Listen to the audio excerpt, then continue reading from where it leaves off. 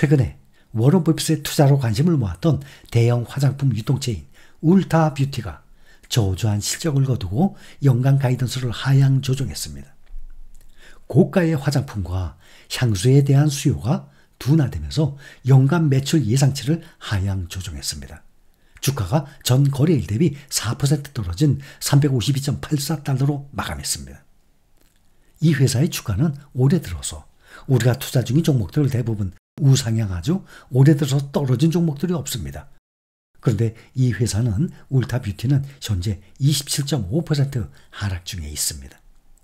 미국판 올리브영으로 불리는 울타 뷰티가 2분기에 이렇게 저조한 실적을 거두면서 회사 주가가 하락을 했는데 최근에 워런 버핏의 버크셔 해서웨이로부터 투자를 유치한 울타 뷰티가 잠재력은 있지만 치열한 화장품 업계 경쟁 속에 가파른 성장세를 입증해야 한다라는 평가를 받고 있습니다.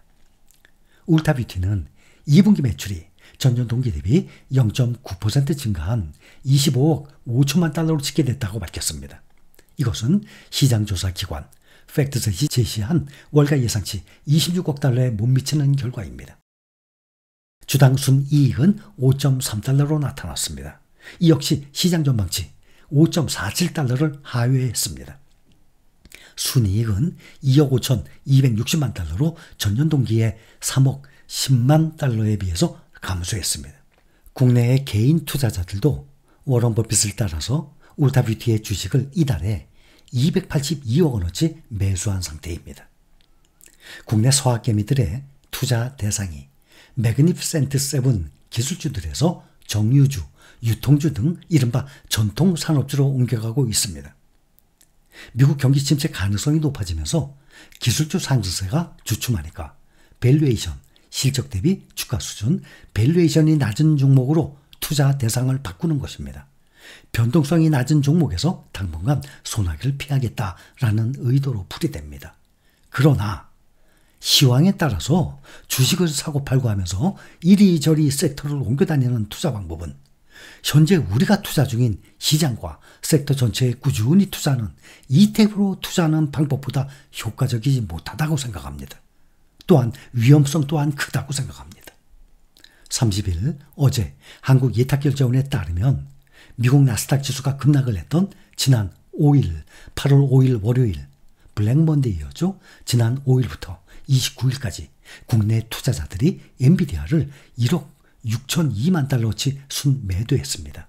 그리고 애플도, 알파벳도, 마이크로소프트, 메타, 테슬라, 아마존 등의 다른 매그니피센트 세븐 종목들 모두 팔아치웠습니다. 서학개미가 미국 증시 투자를 줄이고 있는 건 아닙니다. 국내 투자자는 지난 5일에서 29일 미국 증시에서 2억 4,797만 달러어치를 순매수했습니다. 이 돈은 시장 평균 수익률을 추종하는 ETF, 상장지수펀드, 유통주, 정유주 등으로 가고 있습니다. 서학개미들이 나스닥 100 지수를 추종하는 대표 ETF 하나 있죠? QQQ. 이것을 1억 619만 달러어치 순매수했습니다. 가장 많이 매수했습니다.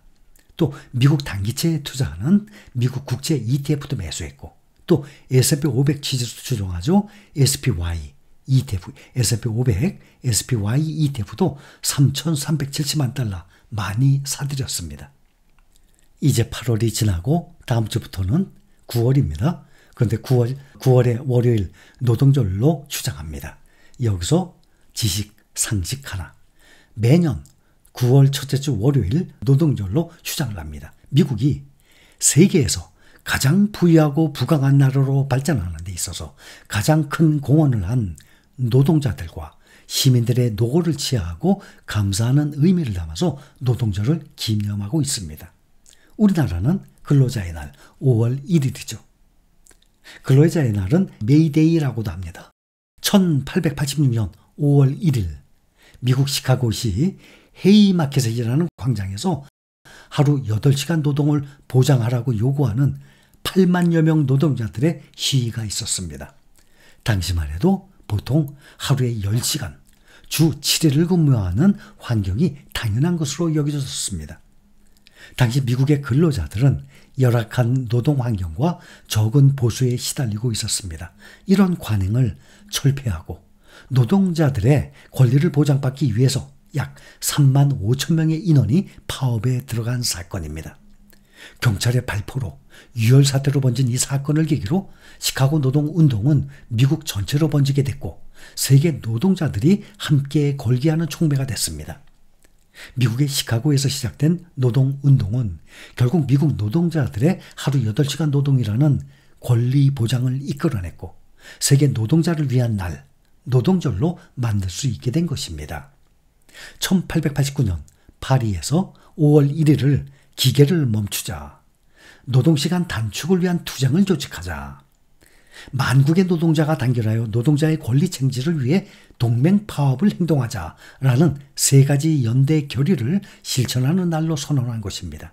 이거를 계기로 1890년 5월 1일 첫 메이데이 대회가 개최됐고 이후에 전 세계 여러 나라에서 5월 1일 메이데이를 기념해 오고 있습니다. 그런데 미국, 캐나다 등의 일부 국가에서는 메이데이 때마다 벌어지는 근로자들의 파업가와 시위 때문에 5월 1일을 법의 날로 정하고 다른 날을 노동절로 정하기도 한 것입니다. 그래서 미국과 캐나다는 9월 첫째 주 월요일, 뉴질랜드는 10월 넷째 주 월요일, 일본은 11월 23일을 노동자의 날로 정해놓고 있는 것입니다. 다른 나라 노동절과 마찬가지로 미국에서도 노동절이 되면 전국 곳곳에서 성대하고 다채로운 기념 행사가 많이 열립니다. 대부분의 미국인들은 노동절을 기점으로 해서 여름이 끝나는 것으로 인식을 합니다. 해변을 비롯한 전국의 휴양지들과 본래 고향으로 마지막 휴양을 즐기러 떠나기도 하고 연휴를 맞이하면서 다양한 소비를 합니다. 하지만 다른 나라와는 다른 독특한 풍경을 미국 노동절에서 찾아볼 수가 있습니다. 바로 여행객이 아주 많이 증가를 한다는 것입니다. 그 이유는 바로 날짜에서 찾을 수 있는데 미국인들은 대체로 9월 첫째 주 월요일인 이 노동절을 기점으로 여름이 끝났다고 생각을 하는 것입니다. 또 많은 초중고등학교가 노동절 다음 날부터 여름방학을 끝내고 새 학기를 시작하기 때문에 마지막 여름 휴가를 즐기기 위해서 집 밖을 나서는 미국인들이 늘어나는 것입니다. 이 때문에 노동절을 기점으로 해서 성수기 요금을 적용하던 호텔이나 항공사는 비수기 요금을 적용하게 되고 이른바 노동절 특수를 누리기 위한 각종 할인 행사나 고객 유치 활동이 활발히 벌어집니다. 대형 마켓들은 미국의 노동절을 맞이해서 대형 세일을 준비하는 것이 미국의 전통적인 문화로 자리를 잡았습니다. 노동절을 맞이해서 많은 미국인들은 물건을 할인 가격으로 사거나 뒷마당에서 가족이나 친구들과 함께 고기를 구워 먹으며 마지막 여름 휴가를 즐기곤 합니다.